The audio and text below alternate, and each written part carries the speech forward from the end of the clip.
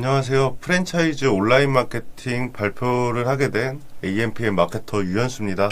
창업 마케팅이죠. 결국 프랜차이즈 마케팅은 어쨌든 목표는 가맹점 확장에 있습니다. 결국 어떻게 보면 가맹점 하나하나 홍보는 또 다른 마케팅 목표이고, 일단은 프랜차이즈 본사 측에서 마케팅을 시도한다면 가맹점을 많이 늘려서 몸집을 키우는 게 아무래도 목표겠죠. 결국 브랜딩을 가져가면서 예비 창업자들에게 브랜드 메시지를 전달하는 게 가장 중요합니다. 가맹점 확장의 중요 요소는 4가지를 뽑아왔습니다. 첫 번째, 예비 창업자들이 원하는 부분을 어필해주는 것. 그리고 두 번째, 예비 창업자들의 검색 경로를 확인하고 전략적인 노출을 하는 것. 그리고 세 번째, 자사의 강점을 예비 창업자들의 니즈와 결부시키는 것. 그리고 네 번째, 예비 창업자를 타겟을 발굴하는 거죠. 이런 부분들을 이제 좀 마케팅적으로 생각을 하자 보면, 첫 번째는 예비 창업자 조사를 통해서 니즈를 발굴할 수 있고요. 두 번째는 전략을 통해 좀 여러 가지 지면을 사용할 수 있습니다. 그리고 세 번째 니즈와 결부를 시키기 위해서는 예비 창업자들이 좋아하는 것들을 자사 조사를 통해서 그것들 자사의 장점을 조금 소재로 디벨로프 해주면서 니즈와 결부를 시켜야겠죠. 그 다음은 예비 창업자 타겟 발굴. 어떤 사람들이 우리 자사에 관심을 보이고 가맹을 하고 싶어 할지를 판단을 해야 됩니다. 그러기 위해서는 모수 파악도 필수죠. 창업 마케팅은 결국엔 브랜드 자체의 홍보를 예비 창업자의 니즈를 충족시키면서 해야 된다는 걸로 요약이 될 텐데요. 우선은 가맹 모집은 당연히 오프라인 매장을 찾는 사람들에게 하는 게 아닙니다. 매장을 찾는 거는 그 프랜차이즈 음식을 먹으러나 그런 사람들이기 때문에 실질적으로 그들에게 이득이 주어질 수 있는 예비 창업자들한테 해야 된다는 말인데요. 그런 면에서 봤을 때 단순히 처음 시작할 때 가맹점들은 플레이스 노출시켜준다던가 아니면은 뭐가 맛있다, 음식을 소개한다든가 이런 체험단 기자단은 사실은 뒤로 밀어놔도 된다고 생각이 듭니다.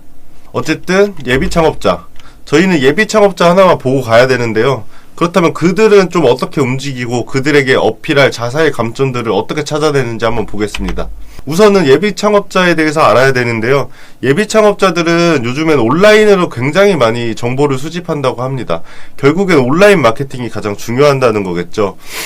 브랜드에 대한 글, 그리고 실제 가맹자 카페에 들어가가지고 그들의 얘기를 들어보는 게 가장 우선인 걸로 보입니다. 어쨌든 예비 창업자는 관심 분야 다음으로 가맹 비용을 많이 봅니다. 실제 프랜차이즈 업종 가맹 마케팅 시 굉장히 가맹비에 대해서 반응을 잘 했는데요. 이거는 어쨌든 예비 창업자들이 프랜차이즈 선정 시 고려 요인이니까 참고로 봐주시면 되겠습니다. 그렇다면 이런 것들을 활용을 해서 자사의 강점과 소재를 결부시켜서 유의미한 것들을 생산을 해놔야겠죠.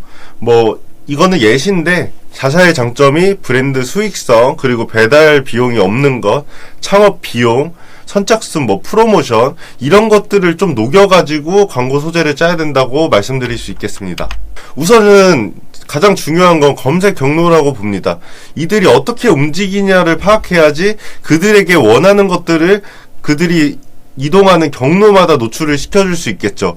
예를 들어 무슨 창업하지 하는 사람들이 키워드를 검색하고 정보성 탐색을 통해서 들어올 수 있지만, 사실 이런 거는 검색 광고를 사용해야 되기 때문에 굉장히 많은 입찰가가 듭니다. 창업 업종이 굉장히 입찰가가 높아요. 그래서 만약에 큰 생팬딩이 아닌 경우에는 창업자들에게 좀 타겟팅을 해서 먼저 다가가서 그들이 좀 느낄 수 있게 해주고, 자사에 대해 자사명 검색을 좀 유도하는 방법이 있습니다. 제 생각에는 좀 노출이 많은 DA와 SNS 매체를 이용해서 클릭을 극대화하고 2차 정보성 유도를 하는 게 좋다고 봅니다. 2차 검색을 수용하면서 브랜딩을 가져갈 브랜드 검색 정도는 하나 띄워주면 좋겠죠. 어쨌든 방금 한 말을 좀 정리하자면, 검색 광고는 순위권으로 둘 거 아니면 사실상 굉장히 비용이 많이 든다. 입찰가는 2, 3만 원대고 클릭수도 굉장히 낮다. 그래서 전환도 기대하기 어렵다. 그래서 좀 그런 거를 인지하고 DA를 좀 같이 써보자 라는 겁니다. 뭐 공격적인 SA 운영은 효율면에서 떨어질 수 있다고 보는 겁니다. 사실 뭐 무조건 그런 건 아니지만 그러려면 굉장히 프랜차이즈 자체에 강점이 많아야 됩니다.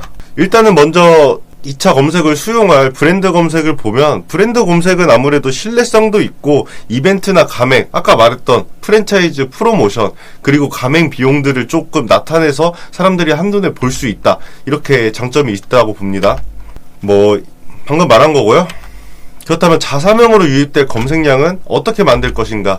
뭐 일단 노출을 좀 많이 시켜야 됩니다. 노출을 많이 시키는데 DA 매체를 사용을 할 텐데 DA 매체 포털 배너와 네트워크 매체가 있죠. 네트워크 매체는 막 기사 지면 같은 데 퍼지는 거고, 포털 매체는 아무래도 신뢰성 있는 네이버나 카카오 지면에 뜨는 거겠죠. 그런 것들의 CPC가 좀 차이가 있고 또는 뭐 신뢰도의 차이가 있기 때문에 이런 것들은 프랜차이즈 상황에 맞춰보고 결정을 해야 됩니다.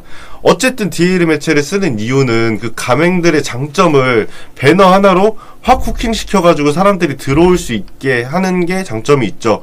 뭐 그렇고 뭐 DB 관련해서 리타게팅도 쌓고 여러 번 보여주기도 하고, 어쨌든 뭐 여러 가지 실험을 통해서 진행을 하겠죠.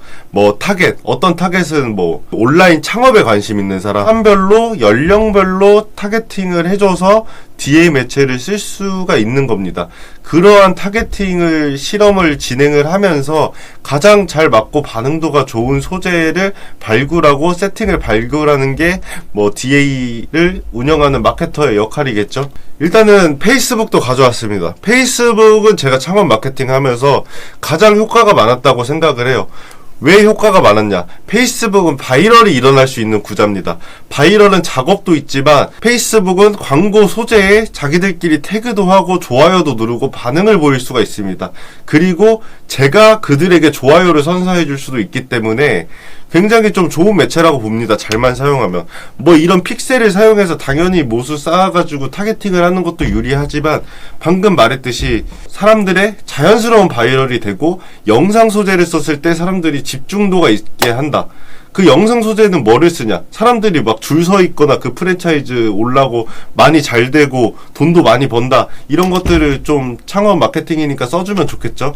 1월을 할 거라면은 체험단을 하더라도 단순히 뭐 돈가스 집, 맛집 이런 키워드 말고 돈가스 창업 이런 키워드를 노리고 한번 좋은 글을 생산해보는 게 좋을 것 같습니다. 바이럴은 뭐 보장성이 아니고 창업에 대한 장점을 잘 살려서 뭐 사람들에게 정보를 제공해 줄 수 있는 컨텐츠를 계속 한다면 상위의 어떤 키워드에 올라갈 수도 있고, 그렇게 되면 또 사람들이 많이 보고 문의를 많이 넣어주지 않을까 생각합니다.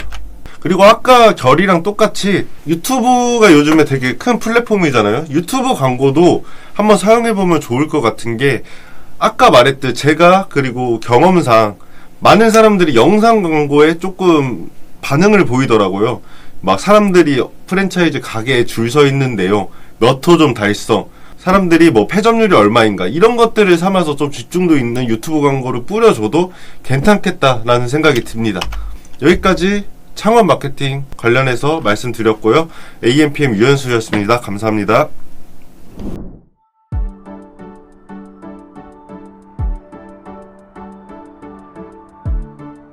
구독과 좋아요는 컨텐츠 제작에 힘이 됩니다.